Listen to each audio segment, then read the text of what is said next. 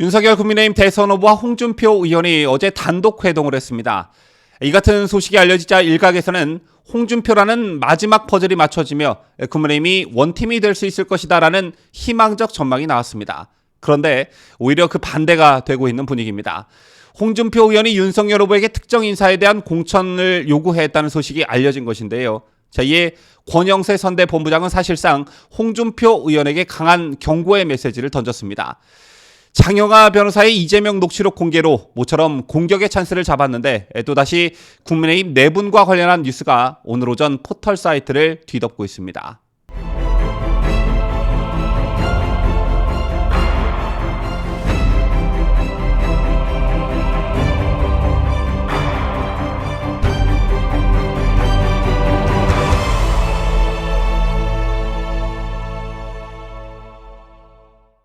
시청자 여러분 안녕하십니까? 뉴스데일리 베스트 시작합니다.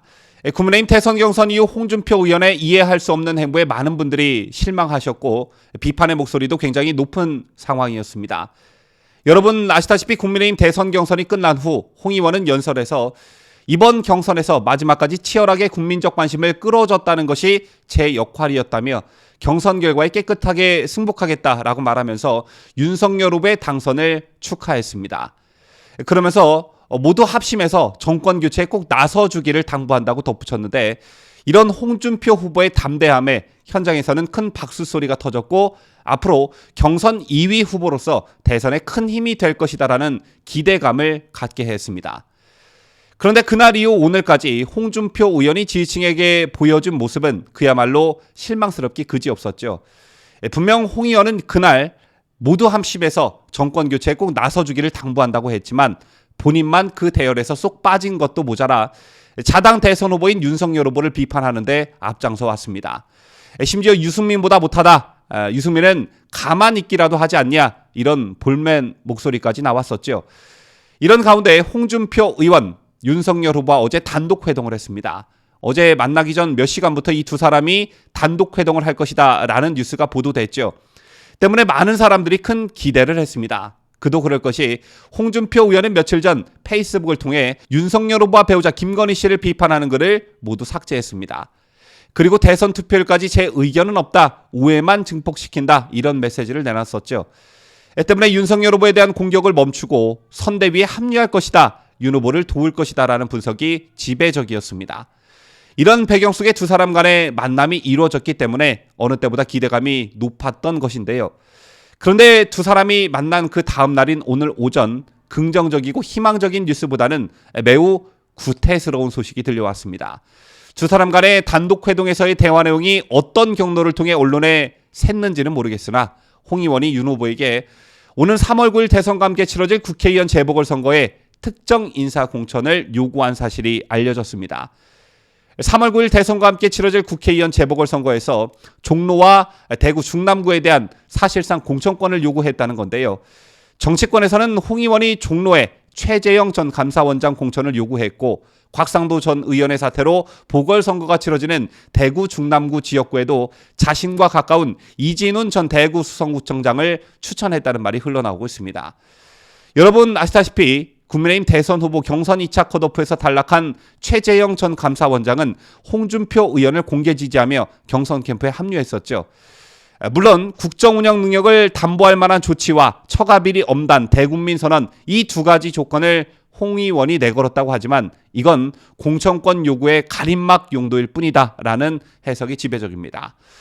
이 같은 소식이 전해지자 오늘 아침 국민의힘이 좀 시끄러웠습니다. 신중하기로 유명한 권영세 선대본부장이 직접 나섰는데요. 권 본부장은 당의 지도자급 인사라면 대선 국면이라는 절체정명 시기에 마땅히 지도자로서 걸맞는 행동을 해야 한다며 만일 그렇지 못한 채 구태를 보인다면 지도자로서 자격은커녕 당원의 자격도 인정받지 못할 것을 명심해야 한다고 말했습니다. 당의 지도부급 인사가 누구인지 구체적으로 밝히진 않았지만 누가 봐도 홍준표 의원을 겨냥한 말이라 볼 수 있는데요. 특히 당원의 자격도 인정받지 못할 것이다 라는 대목에선 홍 의원에 대한 제명에 준하는 특단의 조치도 암시하고 있다는 걸 알 수가 있습니다. 이준석 대표도 홍 의원이 첫 번째로 거론한 국정 운영 능력을 담보할 만한 조치와 관련해 국정 운영 능력을 담보한다는 것은 좀 국민들이 신뢰하는 사람을 쓰라는 것이고, 그 사람을 쓰라는 말이 지금 이 상황에서 나온 것은 본인 사람을 쓰라는 얘기라고 말했습니다. 이 대표는 이어 홍 의원의 요구는 제가 예전에 속갑이라고 표현했던 것이라며, 홍준표 전 대표의 합류라고 하는 것은 실제로 선거에 어느 정도 도움이 되는지를 객관적으로 평가해야 할 것이라고 말했습니다. 홍 의원이 윤 후보를 돕는 조건으로 전략공천이라는 속값을 요구하며 거래를 하고 있다는 점을 비판한 것입니다.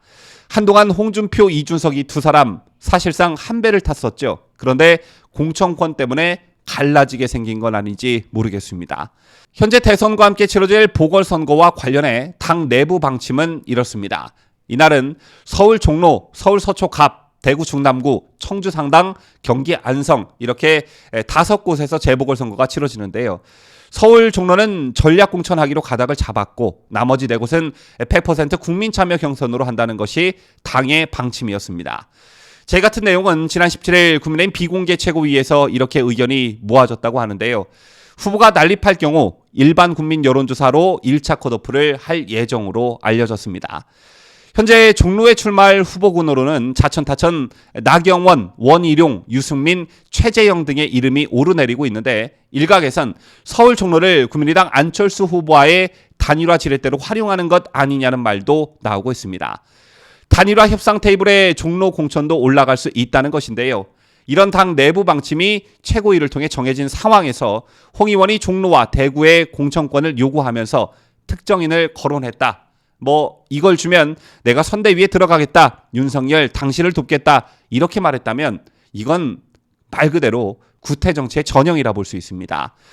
공천을 두고 티격태격하는 모습, 이거 유권자들이 가장 싫어하는 모습 중에 하나이죠. 실예로 국민의힘 계열인 한나라당, 새누리당 시절 공천권을 두고 여러 잡음이 발생했고, 이는 곧 집안 싸움으로 비춰지며 손쉬운 선거를 내주는 결과를 초래하기도 했습니다. 자, 그런데 이번 보궐선거는 매우 특별한 의미를 가지죠. 대선과 연계될 수밖에 없기 때문인데, 특히 종로 같은 경우에 대선 후보와 런닝메이트 성격도 같습니다. 뿐만 아니라 앞서 말씀드렸다시피 안철수 후보와의 단일화 과정에서 일종의 카드로도 쓸 수 있는데, 이걸 홍준표 의원이 특정 인사에 대한 공천을 요구했다면 그야말로 찬물을 끼얹는 행위나 마찬가지인 것입니다.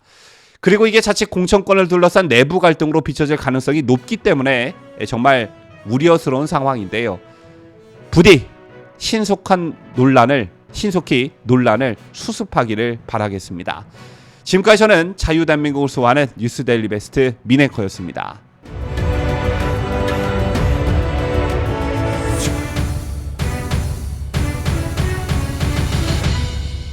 함께해요. 뉴스데일리 베스트.